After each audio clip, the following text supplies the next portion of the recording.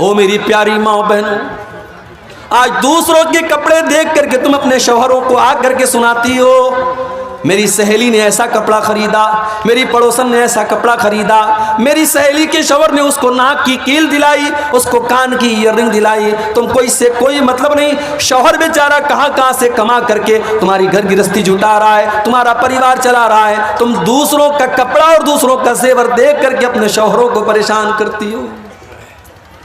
और मैंने तो यहाँ तक देखा कितनी औरतें ऐसी हैं, शौहर बेचारा कहता है मैं क्या करूं, मैं तो मामूली दुकानदार हूं, 500 रुपये रोजाना कमाता हूं, जो कमाता हूं उतना मेरा खर्च है, मैं कहां से तेरे सोने का जेवर बनवाऊं, मैं कहां से तेरे हाथों में सोने की चूड़ी ला करके दूं। तो बीवी कहती है मुझे इससे कोई मतलब नहीं, तुम चोरी करो, तुम डाका डालो, लेकिन मुझे सोने की चूड़ी ला करके दो। कितनी बीवियां हैं जो अपने शौहरों को हराम कमाई खाने पर मजबूर करती हैं।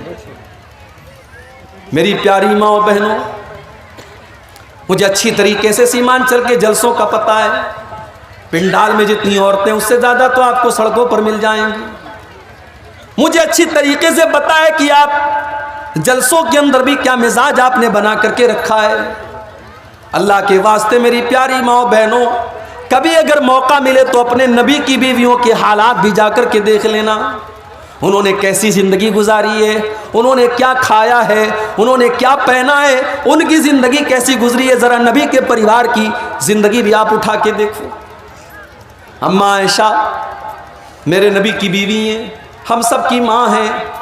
अम्मा आयशा अपने भांजे से कहती हैं कि ऐ मेरे भांजे उर्वा, हम 2-2 महीने तक हमारे घर में चूल्हा नहीं जलता था, 2-2 महीने का चाँद हम देख लेते थे। वमा युक़दु फ़ी अबियाति रसूलिल्लाहि सल्लल्लाहु अलैहि वसल्लम नार, अल्लाह के नबी के घर में चूल्हा नहीं जलता था।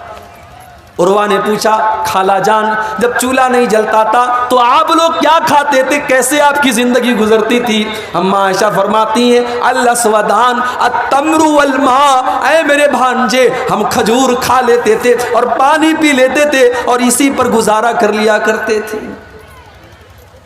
बड़ी कुर्बानियाँ दी हैं नबी के घर वालों ने, फाके किए हैं, भूखे रहे हैं। ज़रा नबी के कमरों का हाल देखो। मैं जब सीमांचल में आज एक मदरसे में गया, देखा कि 300 बच्चियां पढ़ रही हैं। मदरसा छोटा सा है, टीन का शेड है, मिट्टी का फर्श है। मैंने देखा कि आज के दौर में जब लोगों के पास इतने शानदार मकान है, आज भी बिहार के और सीमांचल के अंदर ऐसे मदरसे चल रहे हैं, ये कितनी बड़ी बात है। मुझे अल्लाह के नबी के कमरों की याद आई जिसका जिक्र हदीस की किताबों में किया गया। नबी के कमरे कैसे थे, हदीस में आता है मिट्टी का फर्श होता था, खजूर के पत्तों का और खजूर के दरख्तों का पिलर होता था और उसका छप्पर होता था। एक मामूली सा टाट का पर्दा लटका रहता था और छत की हाइट इतनी कम थी कि अगर हाथ उठाया जाए तो हाथ छत से टच कर जाता था। ये छोटे छोटे कमरे थे, ये प्यारे नबी का कमरा होता था। ये कमरे छोटे थे, इसमें कोई मार्बल नहीं था, इसमें कोई लाइटिंग नहीं थी, इसमें कोई डेकोरेशन नहीं था, इसमें कोई दुनिया के एतबार से कोई खूबसूरती नहीं थी। मगर इस कमरे की ये खासियत थी, यहाँ पे कुरान की आयतें नाजिल हुआ करती थी, यहाँ जिब्रील अमीन आया करते थे, यहाँ अल्लाह का फरिश्ता आया करता था, यहाँ अल्लाह के प्यारे नबी सोया करते थे।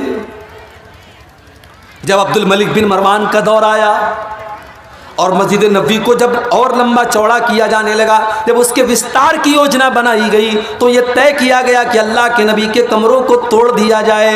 उस ज़माने में हज़रत सईद इब्न मुसय्यब जिंदा थे जो बहुत बड़े ताबई थे। उन्होंने कहा ऐ काश मेरे बस में होता तो मैं मना कर देता कि ओ लोगो अल्लाह के नबी के इन कमरों को न तोड़ो, अल्लाह के नबी के इन कमरों को इनके हाल पर रहने दो, ताकि आने वाली नस्लें देखे कि जनाब मुहम्मदुर रसूलुल्लाह की बीवी ने कैसे कमरों में जिंदगी गुजारी है, ताकि आने वाली नस्लें देखें कि उनके नबी ने कैसी जिंदगी गुजारी है। ओ मेरी प्यारी माँ बहनों, आज आपके अंदर सब्र नहीं है, आज आपके अंदर कनात नहीं है। आज शौहर को हराम कमाई खाने पर आप मजबूर कर रही हैं। आज दूसरों का नाखून आज देख करके, गंजों को देख करके कहा जाता है कि दूसरों को नाखून निकल जाता है। आज वो हालात हमारे हो गए। दूसरों की दौलत देख करके, दूसरों के जेवरात देख करके, दूसरों के कपड़े देख करके हमारे पेट में दर्द होने लगता है। अल्लाह के नबी की बीवियों ने एक मर्तबा आपस में मीटिंग की। कहा कि लोगों के घरों में तो बड़ा पैसा आ रहा है और हमें वही सूखी रोटी मिल रही है, हमें जौ की रोटी मिल रही है, हमारे पास वही पुराना कपड़ा है, हमारे पास छोटे छोटे कमरे हैं। अल्लाह के नबी की बीवियां अल्लाह के प्यारे नबी के पास आती हैं और कहती हैं कि अय अल्लाह के नबी, अब हमारा खर्चा भी कुछ बढ़ना चाहिए, अब हमारी आमदनी भी कुछ बढ़नी चाहिए। अय अल्लाह के नबी, कैसर व किसरा की जो बेगम हैं उनके तो बड़े ठाट बाट हैं। अय अल्लाह के नबी, हम तो आपकी बीवियां हैं, हम तो इस उम्मत की सबसे ज़्यादा इज्जत वाली औरतें हैं।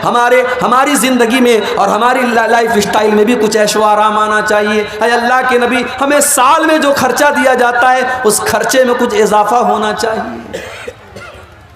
जाहिर है नबी की बीवियों ने अगर ये डिमांड की तो गलत तो नहीं थी, उनका हक था, उनका अधिकार था। मगर अल्लाह ने कुरान की आयत नाजिल कर दी। अल्लाह ने सूरह अहज़ाब की आयत नंबर 27 और 28 नाजिल कर दी। या अय्युहन नबी कुल लिअज़वाजिका इन कुंतुन्ना तुरिदनल हयातद दुनिया व ज़ीनतहा फ़तआलैना उमत्तिकुन्ना व उसर्रिकुन्ना सराहन जमीला। ऐ नबी, अपनी बीवियों से कह दो, अगर तुम्हें दुनिया चाहिए, दुनिया की चकाचौंध चाहिए, दुनिया की दौलत चाहिए, दुनिया का कपड़ा लत्ता चाहिए, दुनिया का जेवर चाहिए, तो आ जाओ, मैं तुमको तलाक दे देता हूँ और तुमको दुनिया की दौलत दे देता हूँ। फिर तुम नबी के घर में नहीं रह सकती, तुम नबी के साथ नहीं रह सकती। व इन कुंतुन्ना तुरिदनल्लाह व रसूलहू वद्दारल आखिरता फ़इन्नल्लाह अअद्दा लिल मुहसिनाति मिनकुन्ना अजरन अज़ीमा। लेकिन अगर तुम्हें अल्लाह से मोहब्बत है, रसूल से मोहब्बत है और आखिरत में अपना घर बनाना चाहती हो, तो जैसे नबी के घर में ज़िंदगी गुजर रही है वैसी ज़िंदगी गुजारो और काट लो, अल्लाह तुमको जन्नत अता फरमाएगा। जब ये दो आयतें नाजिल हुई, अल्लाह के प्यारे नबी अपनी सबसे महबूब बीवी हज़रत आयशा के पास आए। आए आयशा, तुमसे एक बात पूछना चाहता हूँ, सोच समझ के तुम जवाब देना, कोई जल्दी नहीं है। हो सके तो अपने माँ बाप से मशवरा कर लेना, अपने माँ बाप से पूछ करके जवाब देना, लेकिन सोच समझ करके जवाब देना। अय अल्लाह के नबी, क्या बात है, इतना सस्पेंस क्यों है, ये आप इतनी शराइत क्यों लगा रहे हैं, आखिर बात क्या है, मुझे बताइए। अल्लाह के प्यारे नबी ने कुरान की यही दोनों आयतें पढ़ करके सुना दी। अय आयशा, अल्लाह ताला तुमको चॉइस दे रहा है, या तो तुम दुनिया की दौलत ले लो लेकिन नबी को छोड़ के चली जाओ, और या तो नबी के साथ परेशानी उठा लो, तुमको आखिरत की नेमतें मिल जाएंगी। अय आयशा, तुम बताओ तुम्हारी चॉइस क्या है, तुम क्या चाहती हो। ओ मेरी प्यारी माँ बहनों, मैं कुर्बान जाऊँ अपनी माँ के ऊपर, मैं कुर्बान जाऊँ अम्मा आयशा के ऊपर। अम्मा आयशा ने एक सेकंड भी देर नहीं की, एक सेकंड भी देर नहीं की और फौरन कह दिया, अय अल्लाह के नबी, इख्तरतुल्लाह व रसूलहू व दारल आखिरा। अय अल्लाह के नबी, मेरा जवाब बिल्कुल क्लियर है, मुझे दुनिया नहीं चाहिए, मुझे दुनिया का ऐशो आराम नहीं चाहिए। अय अल्लाह के नबी, मैं दुनिया की दौलत को ठोकर मारती हूँ जो आपको छोड़ करके मुझे दुनिया की दौलत मिले। अय अल्लाह के नबी, मुझे तो अल्लाह चाहिए, मुझे तो अल्लाह का रसूल चाहिए, मुझे तो आखिरत में अपना घर बनाना है। अय अल्लाह के नबी, मैं अपनी डिमांड वापस लेती हूँ, मैं आपको चुनती हूँ, मैं आपके साथ दुनिया में रहूंगी और आखिरत में भी रहूंगी। कभी मौका मिले मेरी प्यारी माँ को, तो जरा नबी अकरम की बीवियों के हालात आप उठाएं। लड़की की शादी आप करते हैं, क्या देखते हैं आप, लड़का सरकारी नौकरी में है कि नहीं, लड़का 50,000 रुपया महीना कमा रहा है कि नहीं कमा रहा है। लड़की अगर आपकी खूबसूरत है तो आपको लड़का भी एकदम खूबसूरत चाहिए। दीनदारी आज कौन पूछता है मेरे भाई, आज दीनदार लड़के बेचारे परेशान हैं, उनके रिश्ते नहीं मिल रहे हैं। दीनदार लड़कियां परेशान हैं, उनके लिए रिश्ते नहीं मिल रहे हैं। लड़कों की डिमांड कि लंबा चौड़ा जहेज मिलना चाहिए, और लड़की वालों की डिमांड कि सरकारी नौकरी वाला और अच्छा कमाने वाला और लाखों कमाने वाला दामाद चाहिए। ओ लोगों, जरा नबी के चारों दामाद के हालात भी पढ़ लेना। नबी को भी अल्लाह ने 4-4 बेटियां दी थी, और अल्लाह के नबी ने 4-4 बेटियों की शादी की थी। और अल्लाह की कसम, नबी की चारों बेटियों के निकाह में कोई बारात नहीं आई, कोई जहेज नहीं दिया गया, कोई डिमांड नहीं की गई, कोई बैंड बाजा नहीं बजाया गया, कोई गीत नहीं गाया गया, कोई हराम काम नहीं किया गया। और नबी ने रिश्ते में क्या देखा? दीनदारी देखी।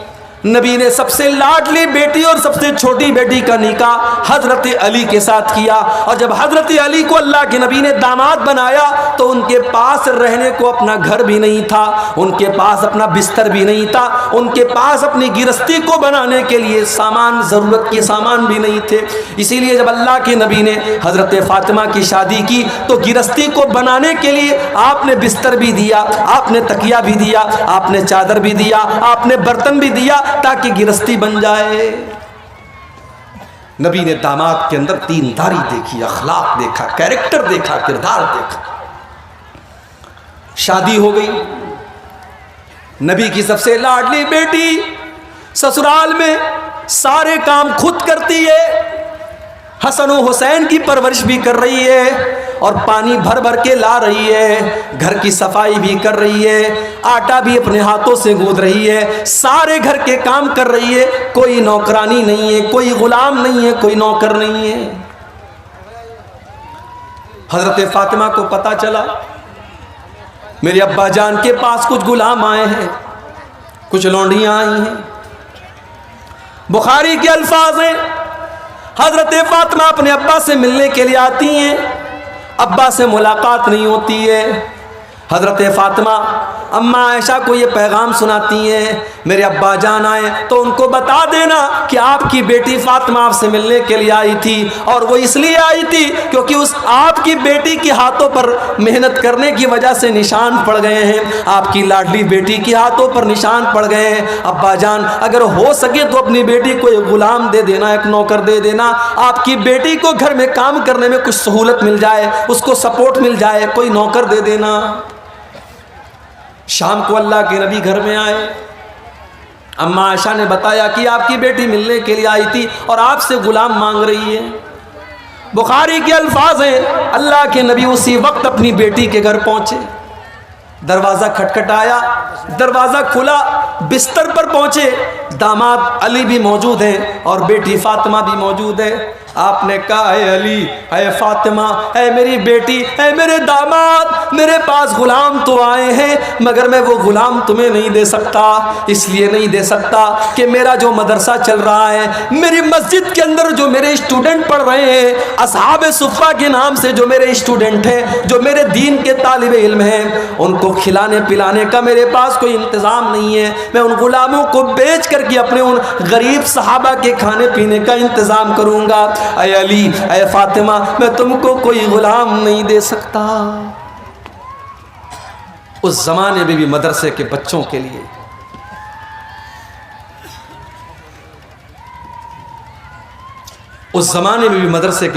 नबी ने चंदा किया है, और आज भी चंदा करना पड़ता है। नबी ने अपने परिवार और अपनी फैमिली की जरूरतों को कुर्बान करके अपने मदरसे को चलाया है। और आज भी कितने मदरसे ऐसे हैं जो बड़ी मुश्किल से चलते हैं मेरे भाई, और बड़ी मुश्किलों के बाद इन मदरसों से पढ़ करके कोई आलिम दीन बनता है। लोगों के घरों में लाइन लगा करके जागीर का खाना खा करके ये बच्चे 8 साल 10 साल के बाद आलिम बनते हैं। इनकी कद्र किया करो मेरे भाई, इनकी इज्जत किया करो, ये बड़ी कुर्बानियों के बाद आलिम बनते हैं। ये 1400 साल का इतिहास रहा है कि दीन के इदारे और दीन के मदरसे आसानी से नहीं चलते हैं। नबी ने अपनी बेटी का पेट काटा है, अपना पेट काटा है और अपने मदरसे को चलाया है। कहा है मेरी बेटी फातिमा, मैं तुम्हें गुलाम नहीं दे सकता, मैं तुम्हें नौकर नहीं दे सकता, लेकिन हाँ मैं तुमको उससे बेहतर एक चीज़ बता देता हूँ। इज़ा अवैतुमा इला फिराशिकुमा फसब्बिहा सलासन व सलासीन व कब्बिरा सलासन व सलासीन व अहमदा सलासन व सलासीन। जब तुम बिस्तर पे सोने जाया करो तो 33 बार सुभान अल्लाह पढ़ लिया करो, 33 बार अल्हम्दुलिल्लाह पढ़ लिया करो और 34 बार तुम अल्लाहु अकबर पढ़ लिया करो। फ़ज़ालिकुमा खैरुल लकुमा मिन खादिमिन, तुम्हें किसी नौकर की ज़रूरत नहीं पड़ेगी, तुम्हारे बदन की सारी थकान दूर हो जाएगी, तुम ये तस्बीह पढ़ के बिस्तर पे सो जाना। नबी ने अपनी बेटी को तस्बीह सिखाई है और हमने अपनी बेटी को क्या सिखाया है? कटिहार के इंग्लिश मीडियम में हमारा बच्चा पढ़ता है, हमारी बेटी पढ़ती है। स्कूल का प्रोग्राम हुआ, सालाना फंक्शन हुआ, एनुअल फंक्शन हुआ, सज संवर के हम भी गए, अपनी मोहतरमा को भी लेके गए। वहाँ हमारी 10 साल की लड़की नाच रही है बॉलीवुड के किसी गाने पर और हम वीडियो बना रहे हैं और स्टेटस लगा रहे हैं और पूरे खानदान को दिखा रहे हैं, देखो मेरी बेटी मेरा नाम रोशन कर रही है, कितना अच्छा डांस किया हमारी बेटी। नबी ने अपनी बेटी को तस्बीह सिखाई और हम अपने बच्चों को गाना सिखाया। जो बोगे वो काटोगे, जो अपने बच्चों को सिखाओगे कल बड़े होकर के वही सीखेंगे मेरे भाई। नबी ने अपने बच्चों को तस्बीह सिखाई। तरबियत आप करते हैं। नौजवान आज अगर बिगड़ा है, लड़के बिगड़े हैं, लड़कियां बिगड़ी हैं, तो सवाल यह है कि आप क्या कर रहे थे, आपकी जिम्मेदारी क्या थी, आपने अपनी जिम्मेदारी को कितना निभाया। नबी अकरम ने कैसी तरबियत की अपने बच्चों की। ये कैसा शोर आ रहा है? अच्छा उधर कुछ मेरा होगा। सही मुस्लिम के अल्फाज हैं, अल्लाह के नबी अपनी बेटी फातिमा से मिलने के लिए जाते हैं। बड़े गौर से सुनना मेरी माओ बहनों, रात का टाइम है, शाम का टाइम है, अल्लाह के नबी अपनी बेटी फातिमा के घर पहुंचे। दरवाजे पर पहुंचे, कोई चीज आपको नजर आई, आपके चेहरे पर नागवारी का असर जाहिर हुआ, कुछ ऐसा था जो आपको बुरा लगा और आप वापस चले आए। बेटी को पता चला मेरे अब्बा आए थे और आकर के वापस चले गए। बेटा होता तो ध्यान न देता, लेकिन बेटियां बहुत ध्यान देती हैं। बेटियां बहुत ध्यान देती हैं। बेटी तो अपने माँ बाप का चेहरा देख करके पढ़ लेती है कि अब्बा नाराज है, अम्मा नाराज है। माँ बीमार है, बाप बीमार है, बेटी ससुराल में है, मोबाइल पर कॉल गया, बेटी तेरे अब्बू की तबीयत बहुत खराब है। वो बेचारी अपने सारे काम धाम छोड़ करके दौड़ी दौड़ी आती है कि मेरा बाप बीमार है, पहले मैं अपने बाप की हाल चाल ले लूँ, उसके बाद काम होता रहेगा। बेटा उसी घर में रहता है, काम धाम करता है, बाप बिस्तर पे पड़ा है, बेटे को फुर्सत नहीं है कि अपने बाप को एक नज़र आ करके देख ले, उससे 2 मिनट बात कर ले। उसके बाद भी हम लोग बेटों के लिए तड़पते हैं और बेटियां पैदा होती हैं तो माथे पर बल पड़ जाता है। हजरत फातिमा को पता चला अब्बा जान आए थे, वापस चले गए। फौरन हजरत अली को भेजा कि जा करके पूछो कि क्या बात है, हमने कौन सी गलती कर दी। हजरत अली आते हैं, अय अल्लाह के नबी क्या बात है, आप हमारे घर पर आए और दरवाजे से वापस चले गए। अय अल्लाह के नबी अगर कोई खता हो गई, कोई गलती हो गई तो बता दीजिए। नबी अकरम ने क्या फरमाया, अय अली जब मैं अपनी बेटी के घर पहुंचा मैंने देखा कि मेरी बेटी के दरवाजे पर जो पर्दा लटक रहा है वो बड़ा डिजाइनदार है। फराइतु अला बाबिया सित्रम वशया, मैंने देखा कि मेरी बेटी के दरवाजे पर जो पर्दा लटक रहा है उस पर बड़े डिजाइन बने हुए हैं, बहुत बड़े बड़ी तस्वीरें बनी हुई हैं। अय अली माली वलिद दुनिया, जब मेरा दुनिया से कोई लेना देना नहीं है, जब मैंने सारी जिंदगी दुनिया से अपने आप को दूर रखा, मैंने दुनिया की रंगीनियों से अपने आप को दूर रखा, तो आए अली मेरी बेटी फातिमा के घर के ऊपर ये डिजाइनदार पर्दा कहां से आ गया। जाओ मेरी बेटी से कह दो वो पर्दा हटा करके मदीना के गरीबों में तकसीम कर दे। ये होती है, ये नबी की जिंदगी थी, ये नबी के सहाबा की जिंदगी थी, ये नबी के अहले बैत की जिंदगी थी। अल्लाह ने फरमाया अल्हाकुमुत तकासुर, ये माल और दौलत की चकाचौंध ने तुमको अल्लाह से दूर कर दिया है। ये माल माल करते हो, ये माल कितने दिन तुम्हारे काम आएगा। अल्लाह के नबी फरमाते हैं, अल्लाह ताला कहता है यकूल इब्नु आदम माली माली, आदम का बेटा कहता है हाय मेरा माल, हाय मेरा माल। वमा वमा मालू का इल्ला मा अकल तफाफ नहीं था, वमा लबिस तफाब लई था, वमा तसद्दक तफाम जई था। अल्लाह के नबी फरमाते हैं कि तेरे माल की क्या हकीकत है, या तो तूने पहन करके पुराना कर दिया, या तूने खा करके खत्म कर दिया, या तूने अल्लाह की राह में दान दे दिया, सदका कर दिया, खैरात कर दिया और आखिरत के लिए आगे बढ़ा दिया। यही तो तेरा माल है। और क्या तेरा माल है? जो तू छोड़ के जाता है वो तो दूसरों का हो जाता है। तेरा क्या है? तेरा क्या है? सारी जिंदगी जो जिस मकान को बनाते हैं आप, हराम कमाई से जिस मकान को बनाते हैं, एक दिन आता है आप मर जाते हैं और आपके बच्चे उस मकान में जिसको आपने खड़े होकर के बनवाया है, उस मकान में आपके बच्चे आपकी लाश को 24 घंटे रखने के लिए तैयार नहीं। इंसान मर गया, 24 घंटे कोई डेड बॉडी को रखने के लिए तैयार है। बीवी को बहुत मोहब्बत है शौहर से, बीवी की आंखों में आंसू बह रहे हैं, बेटे रो रहे हैं, मगर बेटा एक बार भी नहीं कहता मेरे अब्बा जान को मेरे पास रहने दो। सब लोगों को फिक्र है जल्दी से कब्र तैयार हो जाए, जल्दी से जनाजा पड़ी जाए, अब्बा को दफन कर दिया जाए। कोई मुर्दे को रखने को तैयार नहीं है। ओ लोगों, तुम्हारी वैल्यू खत्म हो गई, तुम्हारी हकीकत खत्म हो गई। मौत के आते ही तुम्हारी औकात तुमको पता चल गई। इसीलिए अल्लाह कहता है अल्हाकुमुत्तकासुर हत्ता ज़ुरतुमुल मकाबिर, जब तुम कब्रिस्तान पहुंचोगे तब तुम्हें पता चलेगा दुनिया की हकीकत क्या है। कब्रिस्तान तो पहुंचोगे ना एक दिन। दुनिया में फॉर्च्यूनर गाड़ी की सवारी करने वाला, 1-1 करोड़ की गाड़ी से चलने वाला, 4 लोगों के कंधों पर आज जनाजे की शक्ल में जा रहा है। जो अपने शैम्पू से, अपने फेवरेट शैम्पू से नहाया करता था। बहुत सारी औरतें डव शैम्पू लगाती हैं, कोई दूसरा शैम्पू ले आओ तो बुरा मान जाती हैं। बहुत सारे लोग लक्स साबुन से नहाते हैं, उनको दूसरा साबुन नहीं चलता। आज मर गया, आज कोई कहने वाला नहीं है ये तो डव साबुन से नहाया करता था, आज इसको साबुन क्यों नहीं लगा रहे हो, कोई ये कहने वाला नहीं है। ये तो गर्म पानी से नहाया करता था, आज इसको ठंडे पानी से क्यों नहला रहे हो, कोई ये कहने वाला नहीं है इसको शैम्पू क्यों नहीं लगा रहे हो, ये तो शैम्पू लगाया करता था। इतना बेबस हो गया, इतना कमजोर हो गया, आज उसके बदन से कपड़े दूसरे उतार रहे हैं, आज उसको नंगा दूसरे लोग कर रहे हैं, आज उसके बदन पर दूसरे लोग पानी डाल रहे हैं। आज वो इस लायक भी नहीं है कि वो कुल्ली कर सके, वो नाक में पानी डाल सके, आज उसकी गंदगी को दूसरे लोग साफ कर रहे हैं। मर गया, घर वालों ने नहला दिया, अब कफन का नंबर आया। दुनिया में कपड़ा पहनता था तो दुकान पर जाकर के कहता था सबसे महंगा कपड़ा मुझे दिखाओ।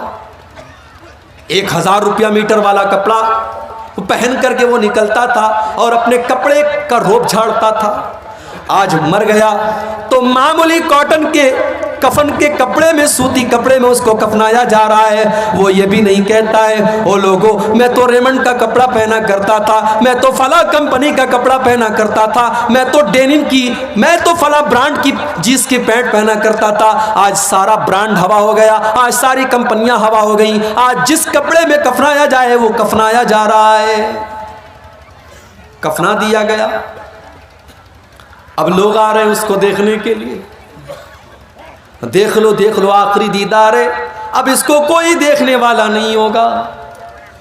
आखिरी दीदार है, देख लो, अब ये मनु मिट्टी नीचे चला जाएगा, अब इसको कब्र में डाल दिया जाएगा। फिर तुम देखना भी चाहोगे तो फोटो के अंदर देख सकते हो, मोबाइल के अंदर देख सकते हो, तुम रियल में दोबारा इसको नहीं देख सकते। कफना दिया गया, जनाजा तैयार कर दिया गया, 4 लोगों ने चारपाई को उठाया, कब्रिस्तान लेके जाने लगे। कब्रिस्तान लेकर के पहुंचे, इमाम साहब ने खड़े होकर के जनाजे की नमाज पढ़ाई। जनाजे की नमाज में इमाम साहब ने सूरह फातिहा पढ़ी, दरूद शरीफ पढ़ा, जनाजा की दुआएं पढ़ी, मुर्दे की मग़फ़िरत की दुआ की। चौथी तकबीर के बाद सलाम फेरा, कब्र तैयार हो चुकी है, कब्र के पास लाया गया। कब्र में उतारा गया, मिट्टी दे दी गई। सारे लोगों ने मिट्टी दे करके अपने हाथ झाड़ लिए और हाथ के साथ साथ अपना पल्ला भी झाड़ लिया। ये बता दिया, बेटे ने अपने बाप को मिट्टी दे करके ये बता दिया, अब्बा जान मैं आपका बेटा हूं, आपने मुझे पढ़ाया लिखाया, मेरे लिए ज़मीन जायदाद बनाई, मेरे लिए क्या क्या किया, मगर आज इस कब्र के अंदर मैं आपके काम आने वाला नहीं हूं। इस कब्र के अंदर जब मुनकर नकीर आपसे सवाल करेंगे तो अब्बा जान मैं आपके कोई काम नहीं आऊंगा। बीवी, जिस बीवी के ज़ेवरात के लिए इसने सूद और ब्याज का धंधा भी किया था, इसने हराम कारोबार भी किया था और अपनी बीवी के कान और नाक और हाथों को ज़ेवरात से भर दिया था, आज वो बीवी बैठ करके रो रही है और एक बार भी अपने शौहर से ये नहीं कह रही है कि मैं आपकी कब्र में आपकी मदद करने आऊंगी। वो आंसू तो बहा रही है मगर आपकी कब्र में आपके कोई काम नहीं आ रही है। हो लोगो, अगर इंसान सिर्फ अपनी मौत के ऊपर गौर करे उसे समझ में आ जाएगा ये दुनिया कितनी बेवफा है। वमल हयातुद दुनिया इल्ला मताउल गुरूर, ये दुनिया तो बेवफा है, ये दुनिया तो धोखे का सामान है। इस दुनिया को कोई मतलब नहीं कि आपकी आरजू क्या थी, आपके सपने क्या थे। आजकल तो जवान मौतें हो रही। पहले यह था कि साहब आदमी 60 साल का हुआ, 70 साल का हुआ तब मौत होती थी। अब तो मौत तो हमेशा अपने टाइम पर ही आती है। हमको लगता है कि 60 साल में आदमी मर गया, 50 साल की उम्र में आदमी मर गया, मौत तो अपने टाइम पर आई है। इस वक्त जवान मौतें बहुत हो रही हैं। किसी को कैंसर हो गया, किसी को डेंगू हो गया, कोई एक्सीडेंट में मर गया। इलाहाबाद की सरजमीन हमारे यूपी के अंदर है। डॉक्टर मोहसिन नाम का एक नौजवान लड़का, हट्टा कट्टा खूबसूरत लड़का, 1 साल पहले मुझे जलसे में मिलता है। मैं मना करता हूं फिर भी मेरे साथ सेल्फी लेता है, अपना मोबाइल नंबर मुझे देता है, मुझसे कांटेक्ट में रहता है। कौम की खिदमत करने का जज्बा भी उसके अंदर है। 1 साल का पीरियड भी नहीं गुजरा, फेसबुक के ऊपर पोस्ट आती है डॉक्टर मोहसिन की, मुझे डेंगू हो गया है, मेरे हक में दुआ करें। 3 दिन के बाद मैसेज आता है, डॉक्टर मोहसिन का इंतकाल हो गया, उसकी मग़फ़िरत की दुआ करें। डॉक्टर मोहसिन ने क्या सोचा होगा, मैं इस जवानी की आलम में, जबकि अभी तो मेरी शादी भी नहीं हुई, मेरे माँ बाप ने मेरी शादी का सपना देखा था, मेरा रिश्ता तय हुआ था, मैं किसी का दामाद बनने वाला था। क्या डॉक्टर मोहसिन ने यह सोचा था कि आज मैं मौत के घाट उतर जाऊंगा और शादी का दिन भी मैं नहीं देख पाऊंगा, मैं दुनिया से इसी हाल में चला जाऊंगा। मेरे नौजवान साथियों, ये मौत आपसे पूछ करके तो नहीं आएगी। इस मौत को इससे कोई मतलब नहीं कि आपके कौन कौन से सपने हैं और आपके कौन कौन से इरादे हैं। ये मौत आएगी और आपको आपके अपनों से जुदा कर देगी। हमारे बड़े अच्छे दोस्त थे मौलाना अब्दुल रहमान साजिद सलफ़ी, उत्तर प्रदेश के सिद्धार्थ नगर के रहने वाले, मुंबई में मस्जिद के इमाम हैं। तकरीर करने के लिए पूना जाते हैं, रात में तकरीर करके वापस लौट रहे हैं, टैक्सी के ऊपर सवार हैं, एक्सीडेंट हो जाता है, इंतकाल हो जाता है, खूबसूरत चेहरा लहूलुहान हो जाता है। जो देखता है उसकी आंखों में आंसू आ जाते हैं। लेकिन मेरे प्यारे भाइयों, मौत को कोई तरस नहीं आता, मौत को कोई रहम नहीं आता। मौत का फरिश्ता, इसको उससे कोई मतलब नहीं कि आपका 1.5 साल का बच्चा आपका इंतजार कर रहा है, अभी आपकी नई नई शादी हुई है, अभी आपकी जवान बेवा आपका इंतजार कर रही होगी, आपके माँ बाप आपका इंतजार कर रहे हैं, अभी तो आपने मकान भी नहीं बनाया, अभी तो आपने जिंदगी में बहुत सारे सपने पूरे नहीं किए। मौत आएगी और आपके सारे सपनों को चकनाचूर कर देगी। अल्हाकुमुत्तकासुर हत्ता ज़ुरतुमुल मकाबिर। मेरे बंदो, तुम कितना भागोगे, कितना भागोगे, तुम अल्लाह से भाग करके कहाँ जाओगे? हत्ता ज़ुरतुमुल मकाबिर, एक दिन तो तुमको कब्रिस्तान आना है। हम तो इतने बेरहम हो गए, हम तो कब्रिस्तान में भी बैठ करके मोबाइल पर गर्लफ्रेंड से बातें कर रहे हैं। हम तो इतने बेरहम हो गए कि कब्रिस्तान पर बैठ करके गीबत और चुगली हो रही है, और कब्रिस्तान पे बैठ करके जुआ खेला जा रहा है, और कब्रिस्तान में बैठ करके शराब पी जा रही है, हमें तो कब्रिस्तान में भी मौत याद नहीं आती। ओ लोगों, मेरे नबी को तो कब्र को देख करके मौत याद आ जाती थी। इब्ने माजा की रिवायत है, एक अंसारी सहाबी का जनाजा है, जनाजे को कब्र में उतारा जा रहा है। अल्लाह के प्यारे नबी अपने सहाबा के साथ कब्र के पास बैठे हुए हैं और आपकी आंखों से आंसू बहने लगते हैं और इतना रोते हत्ता बल्लसरा, वहां की जमीन आपके आंसुओं से भीग जाती है। उसके बाद आप कब्र की तरफ इशारा करके कहते हैं, लिमिस्लि हाज़ा फ़अइदू या इख़वानी, ऐ मेरे सहाबा इस कब्र की तैयारी करो, यहां तुमको आना है। ओ लोगों, हम तो इतने कठोर दिल हो गए, हमको तो कब्र देख करके भी मौत याद नहीं आती। हत्ता ज़ुरतुमुल मक़ाबिर, कब्रिस्तान तो तुमको जाना है। इंसान बहुत तरक्की कर गया, बड़े बड़े हॉस्पिटल खुल गए, कटिहार में, किशनगंज में, दिल्ली में, मुंबई में, मगर आज भी डॉक्टर के पास मौत का कोई इलाज नहीं है। एक टाइम ऐसा आता है, डॉक्टर कहता है साहब मरीज को ले जाओ, अब इसको दवा की नहीं, इसको दुआ की जरूरत है।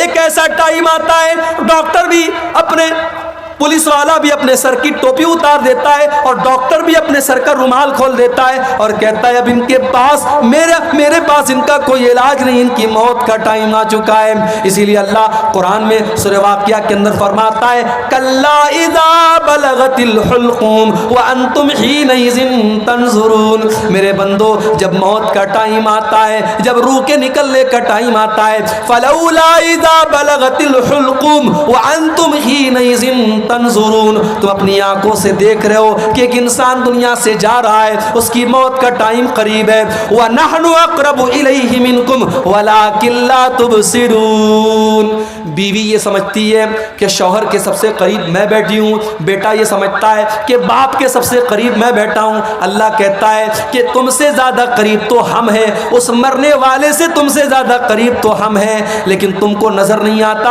हम तो उस मरने वाले के तुमसे भी ज़्यादा करीब हैं। फलौला इन कुंतुम गैर मदीनीन तरजिऊनहा इन कुंतुम सादिकीन, अगर तुम्हें ये लगता है कि तुम्हारे ऊपर अल्लाह का पावर नहीं है, अल्लाह की ताकत नहीं है, तो जरा मरने वाले की रूह को वापस डाल करके दिखा दो, जरा मौत से उसको बचा करके दिखा दो। तुम नहीं दिखा सकते, मौत से बच नहीं सकते। और इसीलिए अल्लाह ने अपने नबियों को भी मौत के घाट उतारा, नबियों को भी मौत आई। सुलेमान अलैहिस्सलाम इतने बड़े नबी हैं, जिन्नात उनके कंट्रोल में है और जिन्नात उनके हुक्म से बैतुल मुक़द्दस की तामीर कर रहे हैं। हज़रत सुलेमान उनको डायरेक्शन दे रहे हैं और जिन्नात बैतुल मुक़द्दस की तामीर कर रहे हैं। सुलेमान अलैहिस्सलाम लाठी के सहारे खड़े हैं और उनको डायरेक्शन दे रहे हैं, और उसी हाल में सुलेमान अलैहिस्सलाम को मौत आ गई। लाठी पर टेक लगा करके खड़े थे, मौत आ गई, इंतकाल हो गया सुलेमान अलैहिस्सलाम का। आंखें खुली है, जिन्नात ये समझ रहे हैं कि सुलेमान अलैहिस्सलाम देख रहे हैं, वो फटाफट अपना काम कर रहे हैं। कुरान करीम में अल्लाह ने फरमाया, फलम्मा क़दैना अलैहिल मौता मा दल्लहुम अला मौतिही इल्ला दाब्बतुल अर्दि ताकुलु मिन साता, जब सुलेमान की मौत का फैसला हमने कर दिया तो जिन्नात को उनकी मौत के बारे में पता भी नहीं चला।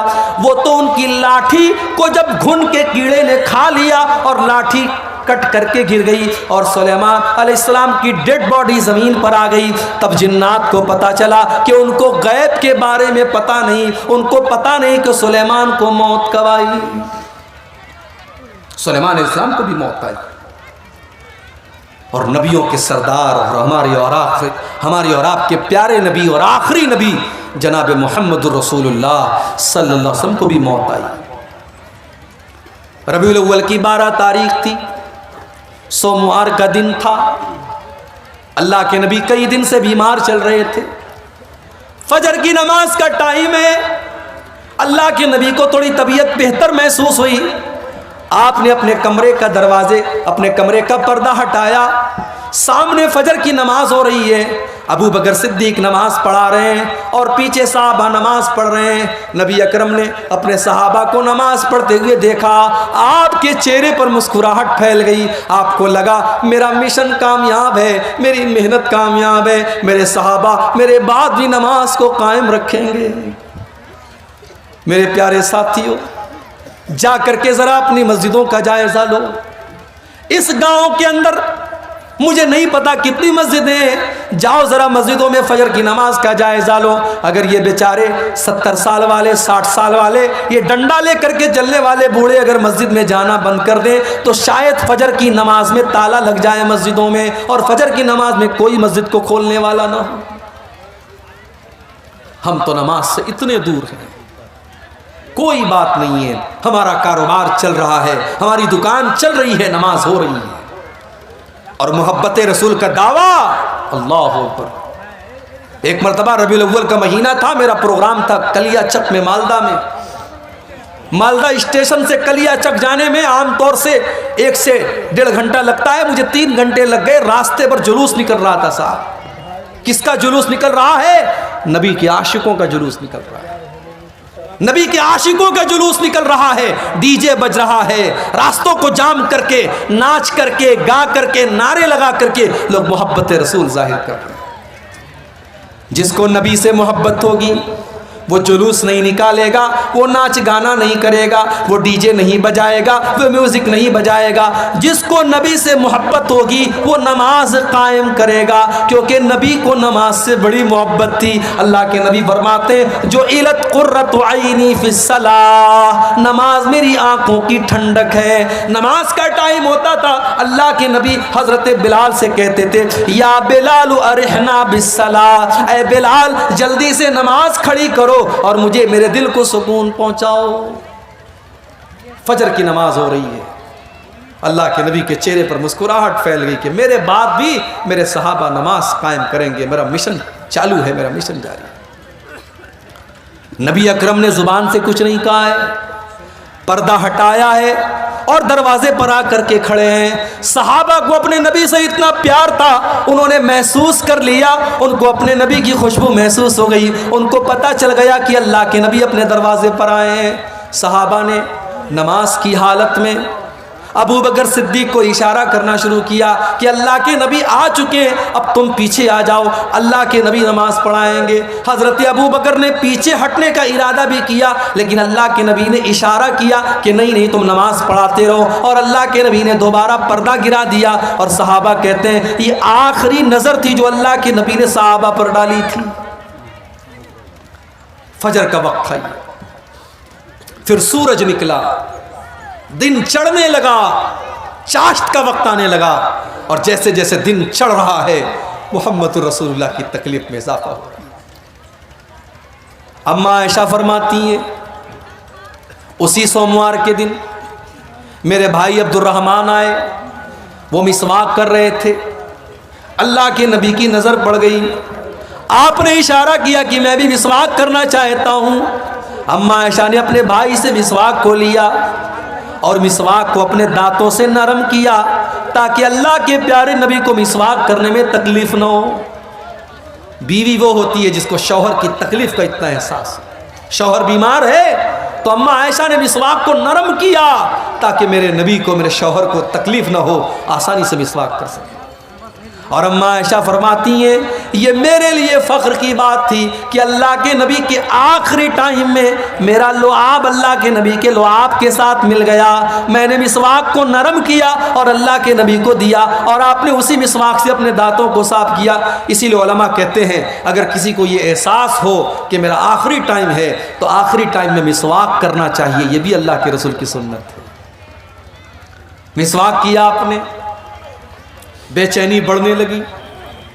आपके बगल में एक प्याले में पानी रखा हुआ था, आप बार बार अपने हाथ में पानी लेते, अपने चेहरे पर छिड़क लेते और कहते अल्लाहुम्मा इन्नी अला सकरातिल मौत, हाय अल्लाह तुम मौत की सख्तियों पर मेरी मदद फरमा, हाय अल्लाह सकरातुल मौत पर तू मेरी मदद फरमा।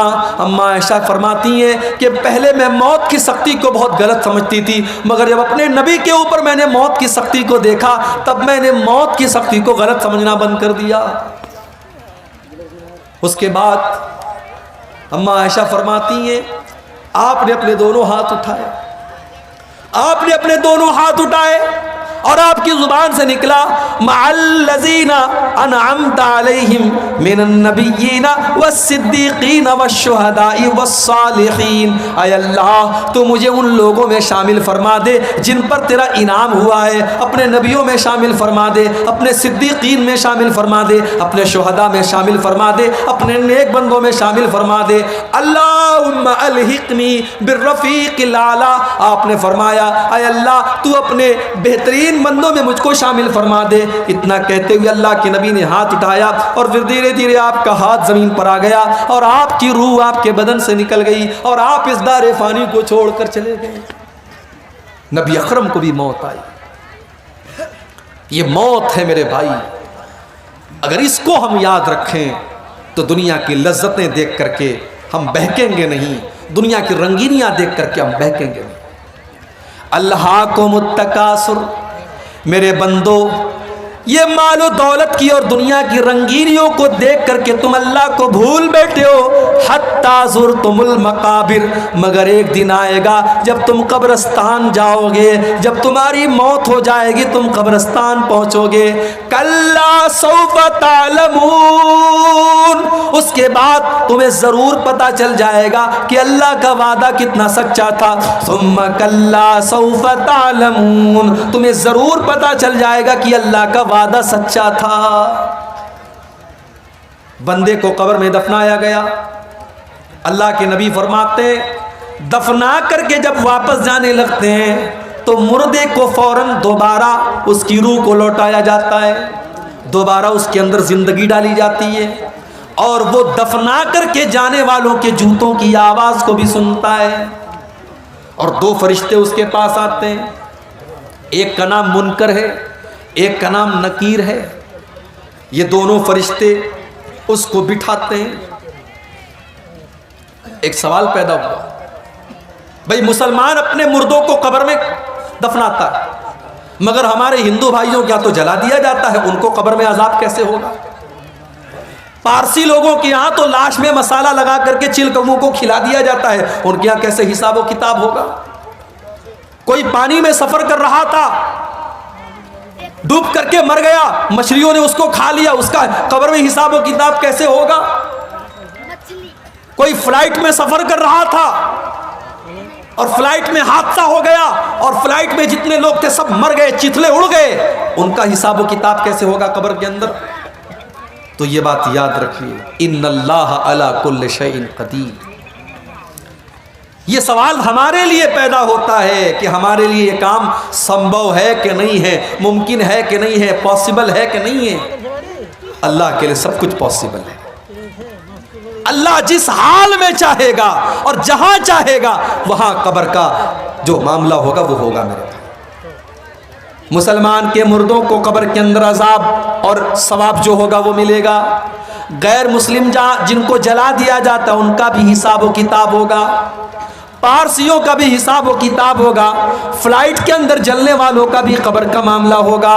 अब उनका कैसे मामला होगा उसकी हकीकत हम नहीं जानते, लेकिन होगा। हमारा उसके ऊपर ईमान है।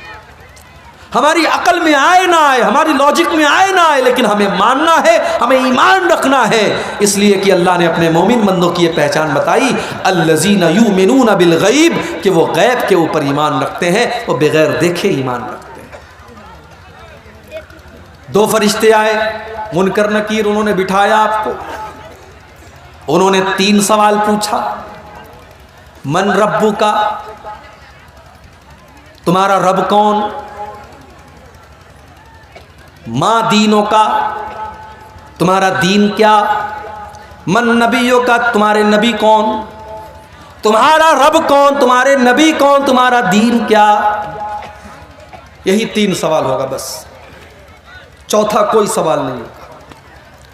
कितनी प्रॉपर्टी बना के आए, सवाल नहीं। कितना पढ़ लिख करके आए, ये भी सवाल नहीं। कितना धन दौलत कमाया, ये भी सवाल नहीं। सवाल 3 होगा, तेरा रब कौन, तेरा दीन क्या और तेरे नबी कौन। अब जरा दिल पर हाथ रख के बताना मेरे भाइयों, इन 3 सवालों का जवाब आपको कहां मिलेगा? स्कूल में तो नहीं मिलेगा, कॉलेज में तो नहीं मिलेगा, साइंस में नहीं मिलेगा, मैथ में नहीं मिलेगा, हिस्ट्री में नहीं मिलेगा, इंग्लिश की किताबों में नहीं मिलेगा। इन 3 सवालों का जवाब रब के कुरान में मिलेगा और मुस्तफ़ा के फरमान में मिलेगा। आप आज बच्चों को मदरसे नहीं भेजते, मुझे एतराज नहीं, आप स्कूल भेजो, मुझे कोई एतराज नहीं, मगर आप अपने बच्चे को इस लायक बनाओ, अपनी बेटी को इस लायक बनाओ कि आपका बच्चा और बच्ची स्कूल में पढ़ कर इन 3 सवालों का सही जवाब दे दे। उसे पता हो कि उसका रब कौन है, उसे पता हो उसका इस्लाम, उसका दीन क्या है, और उसको पता हो कि उसके नबी कौन। जिस स्कूल में क्रिसमस के मौके पर ऊपर से टॉफी गिरा करके ये बताया जा रहा हो कि आज अल्लाह का बेटा पैदा हुआ है, नऊज़ बिल्लाह, आज अल्लाह का बेटा पैदा हुआ है, इसलिए अल्लाह ताला टॉफी बांट रहा है। जहां स्कूल में बच्चों को ये तालीम दी जा रही हो, वहां का बच्चा कैसे मुसलमान होगा? जहां लड़कियों को ये सिखाया जा रहा हो कि तुम्हारे बदन का कोई पर्दा नहीं है, तुम जैसे चाहे वैसे कपड़े पहन करके निकल सकती हो, वहां पढ़ने वाली लड़की कहां से पर्दा करेगी और उसकी आंखों में कहां से शर्म हया आएगी? इसीलिए आज मुसलमान लड़कियां गैरों के साथ फरार हो रही हैं। नाम था सलमा बानो, नाम था आयशा बानो, उसने नाम रख लिया संगीता देवी, सीता देवी, उसने मजहब भी तब्दील कर लिया, उसने मुर्तद भी हो गई। वो कितनी मिसालें मौजूद हैं। आफताब और श्रद्धा की कहानी तो बहुत मीडिया वालों ने चलाई, मगर इस जैसी लाखों कहानियां जहां मुसलमान लड़कियों को बाकायदा जाल में फंसाया गया और उनको मुर्तद बनाया गया और मार करके इज्जत लूट करके खत्म कर दिया गया, उन कहानियों को कोई मीडिया वाला चलाने को तैयार नहीं है। और आज तो मीडिया वालों को भी खरीदा जा रहा है।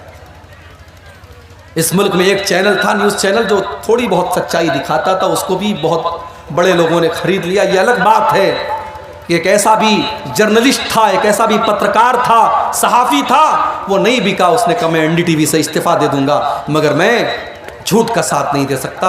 अल्लाह ऐसे पत्रकारों और ऐसे जर्नलिस्ट की हिफाजत करे और उन्हें और सच बोलने की तौफीक अता फरमाए। मेरे भाइयों, आप सोचिए कि आज हमारी बेटियों के पास दीन की तालीम नहीं है, उन्हें ईमान की अहमियत नहीं पता, और कब्र में यही 3 सवाल पूछा जाएगा, तेरा रब कौन है, तेरे नबी कौन है, तेरा दीन क्या है। अच्छा, अगर हम दुनिया में रट लें मेरा रब अल्लाह है, मेरा दीन इस्लाम है, मेरे नबी मोहम्मद है, रटने से काम नहीं चलेगा, रटना नहीं है। अगर आप चाहते हैं कि कब्र में आपके मुंह से सही जवाब निकले, तो आपको अल्लाह वाली जिंदगी गुजारनी पड़ेगी।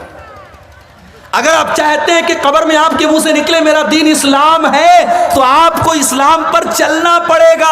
आपकी जिंदगी इस्लाम वाली होगी, तब कब्र में सही जवाब निकलेगा। अगर आप चाहते हैं कि कब्र में जब फरिश्ता पूछे तेरे नबी कौन है, और आपके मुंह से ये निकले मेरे नबी मोहम्मद सल्लल्लाहु अलैहि वसल्लम है, तो आपको अल्लाह के नबी के तरीके पर जिंदगी गुजारनी पड़ेगी। जो बंदा मोमिन होगा, जिसने ईमान वाली जिंदगी गुजारी होगी, वो इन 3 सवालों का सही जवाब देगा। वो कहेगा मेरा रब अल्लाह है, मेरा दीन इस्लाम है, मेरे नबी मोहम्मद है। फरिश्ता पूछेगा वमा युदरीका, तुझे इन 3 सवालों का जवाब कैसे पता चला? बंदा कहेगा क़रातु किताब अल्लाह, मैंने कुरान को पढ़ा था, मैंने हदीसों को पढ़ा था, मैंने अल्लाह और उसके रसूल की बातों को पढ़ा था। आज कौन पढ़ता है? कौन पढ़ता है कुरान को आज? पहले तो बूढ़ी औरतें घर में रहती थी, वो बेचारी सुबह सुबह कुरान पढ़ती थी। अब तो वो बूढ़ियां भी खत्म हो गई। अब की तो औरतें वो हैं कि सुबह को वो उठती हैं तो मोबाइल पर सीरियल देखती हैं, पहले रात को बिस्तर पे सोने लगती है तो सीरियल देखती है। नौजवान को गाना सुनने से फुर्सत नहीं, बुढ़ों को गाना सुनने से फुर्सत नहीं। आज हमारे घरों में कुरान कौन पढ़ता है? मेरे भाई, अपने दिल पर हाथ रख करके बताओ कि आखिरी टाइम आपने कुरान को कब पढ़ा? हमने कुरान के साथ बहुत नाइंसाफी की है, और कल क़यामत के दिन अल्लाह के नबी हमारा गिरबान पकड़ेंगे, और अल्लाह के नबी क़यामत के दिन अल्लाह की बारगाह में कहेंगे वक़ाल रसूल या रब इन्न कौमी इत्तख़ज़ू हाज़ल कुरान महजूरा। अल्लाह के रसूल कहेंगे ऐ अल्लाह, मेरी इस कौम ने कुरान को छोड़ दिया था, कुरान को छोड़ दिया था। कब्र में 3 सवालों का जवाब देने वाला कहेगा मैंने कुरान को पढ़ा था, और जो इंसान काफिर था, मुनाफिक था, इस्लाम पर नहीं चलता था, उसके मुंह से सही जवाब नहीं निकलेगा। वो चाह करके भी सही जवाब नहीं दे पाएगा। उसके मुंह से बस एक ही जवाब निकलेगा, हा हा ला अदरी, हाय हाय मैं नहीं जानता। फरिश्ता कहेगा तू नहीं जानता इसलिए कि माँ दरईता व माँ तलईता, ना तूने इल्म हासिल किया, ना तूने कुरान पढ़ा, ना तूने हदीस पढ़ी, ना तूने उलमा से इल्म हासिल किया, ना तू मदरसे गया, ना तूने उलमा से सीखा, ना तो तूने इल्म हासिल किया, ना तूने खुद पढ़ने की कोशिश की। तो अल्लाह ने फरमाया कल्ला सौफ तालमून, अन करीब तुम जान जाओ। सुम्मा कल्ला सौफ तालमून, तुम जरूर जान जाओगे अपनी हकीकत को। कल्ला लौ तालमून इल्मल यकीन, मेरे बंदो अगर तुम यकीन की नजर से कब्र का मंजर देख लो तो अपने मुर्दों को दफनाना बंद कर दोगे।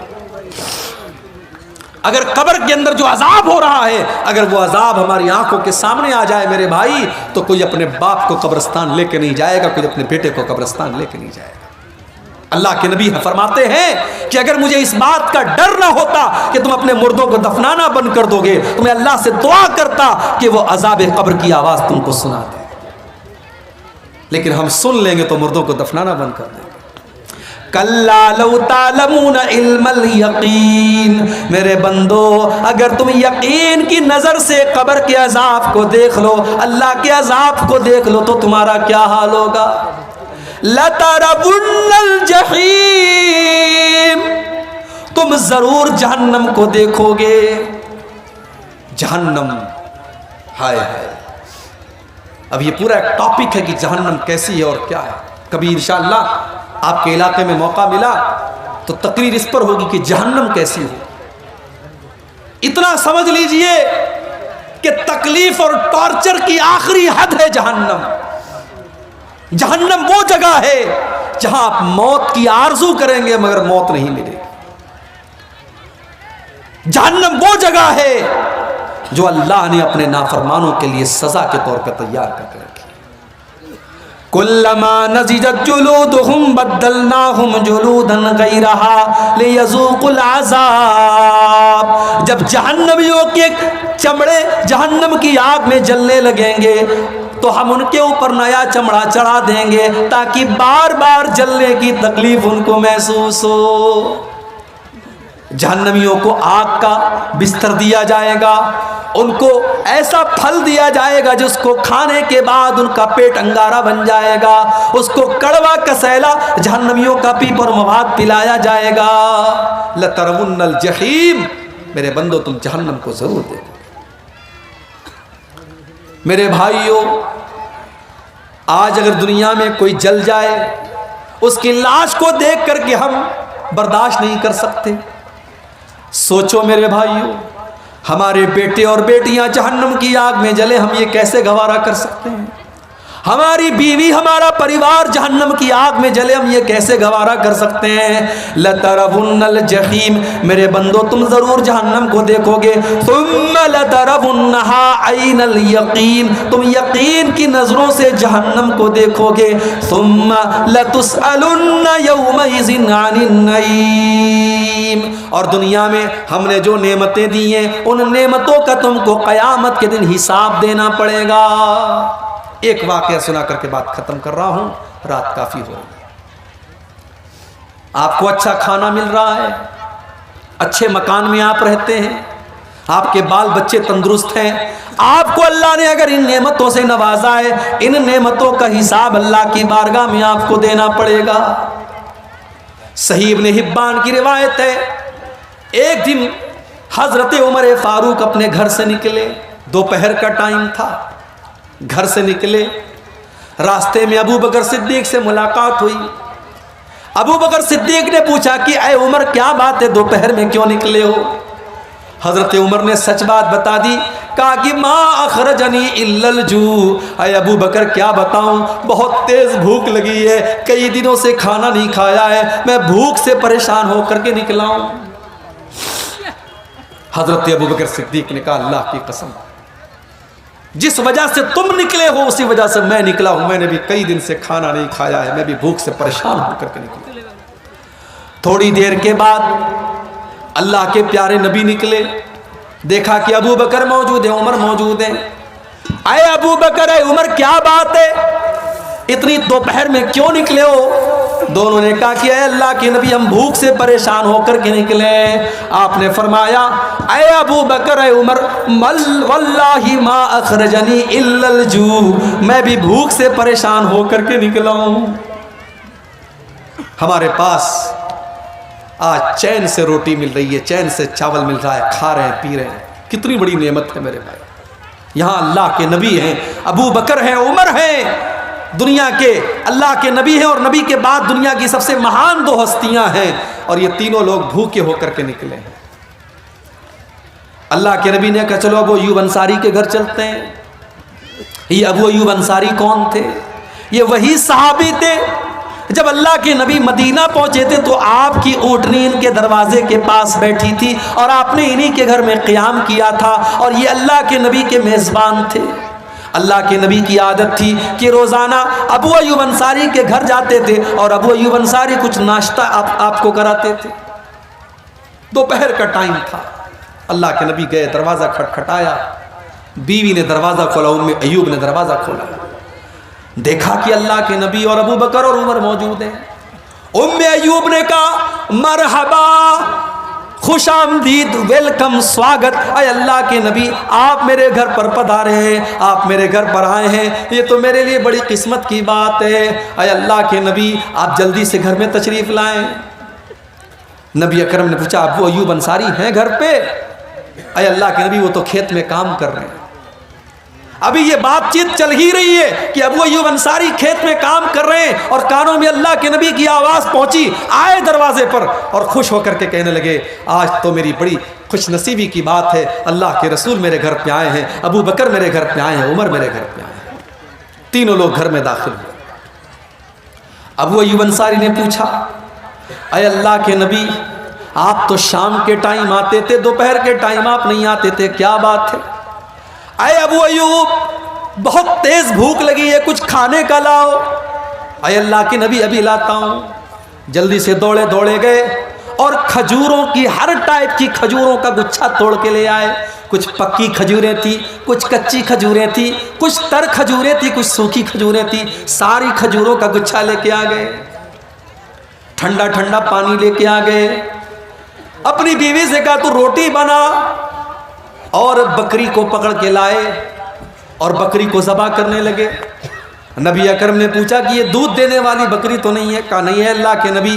कहा ठीक है ज़बा कर दो। बकरी ज़बा कर दी, गोश्त तैयार हो गया, रोटी तैयार हो गई, खजूर खाई जा रही है, पानी पिया जा रहा है। नबी अकरम ने फरमाया, ऐ अबू अय्यूब ये बकरी का गोश्त हो सके तो थोड़ा फातिमा के घर भिजवा देना, उसने कई महीनों से गोश्त नहीं खाया है, हो सके तो मेरी बेटी के घर ये गोश्त भिजवा देना। उसके बाद ये कई दिन के भूखे लोग थे, रोटी खा रहे हैं, गोश्त खा रहे हैं, खजूर खा रहे हैं, पानी पी रहे हैं। तबीयत बिल्कुल मुतमईन हो गई, सेटिस्फाइड हो गई, लेकिन अल्लाह के नबी की आंखों से आंसू बह रहे हैं। साहबा ने पूछा, अल्लाह के नबी क्या बात है? कई दिनों के बाद आपको अच्छा खाना मिल रहा है, खजूर मिल रही है, पानी मिल रहा है, बकरे का गोश्त मिल रहा है, और आपकी आंखों में आंसू बह रहे हैं। आपने फरमाया, है अबू बकर, ऐ उमर, अभी कुछ देर पहले हम तीनों इतने भूखे प्यासे थे कि अपने घर से निढाल होकर के हम निकले थे, और अभी अल्लाह ने कितना नवाज दिया, ठंडा ठंडा पानी भी मिल रहा है, हर तरीके की खजूरें भी मिल रही हैं, बकरे का गोश्त भी मिल रहा है, और रोटी भी मिल रही है।